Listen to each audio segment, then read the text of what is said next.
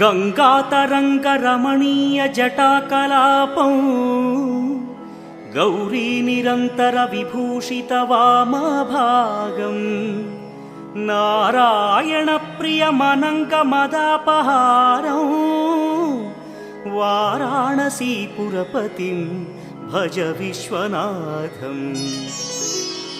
वाचामगोचरमनेक गुणस्वरूपं वागीश विष्णुसुरसेवित पादपीठं वामेन विग्रहवरेण्य कळत्र वाराणसीपुरपतिं भज विश्वनाथम्। भूताधिपं भुजगभूषणभूषिताङ्गं व्याघ्राजिनाम्बरधरं जटिलं त्रिनेत्रं पाशाङ्कुशाभयवरप्रदशूलपाणिं वाराणसीपुरपतिं भज विश्वनाथम्। सीतांशुशोभितकिरीटविराजमानौ फालेक्षणानलविशोषितपञ्चबाणं नागाधिपारचितभासुरकर्णपूरं वाराणसीपुरपतिं भज विश्वनाथम्।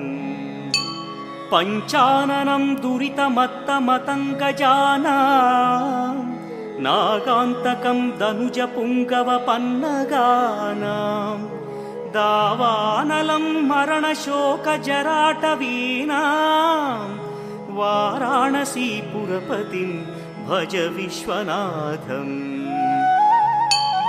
तेजोमयं सगुणनिर्गुणमद्वितीयम् आनन्दकन्दमपि राजितमप्रमेयं नागात्मकं सकलनिष्कळमात्मरूपं वाराणसीपुरपतिं भज विश्वनाथम्। आशां विहाय परिहृत्य परस्य निन्दां पापेरतिं च सुनिवार्य मनस्समाधौ आदाय हृत्कमलमध्यगतं प्रदेशं वाराणसीपुरपतिं भज विश्वनाथम्।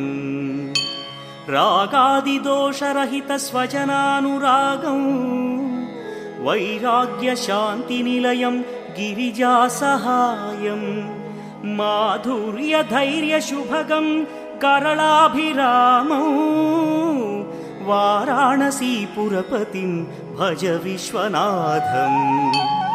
वाराणसीपुरपतेस्तवनं शिवस्य व्यासोक्तमष्टकमिदं पठिता मनुष्या विद्यां श्रियं विपुलसौख्यमनन्तकीर्तिं सम्प्राप्य देहविलये लभते च मोक्षम्। विश्वनाथाष्टकमिदं यः पठेच्छिव सन्निधौ शिवलोकमवाप्नोति शिवेन सह मोदते।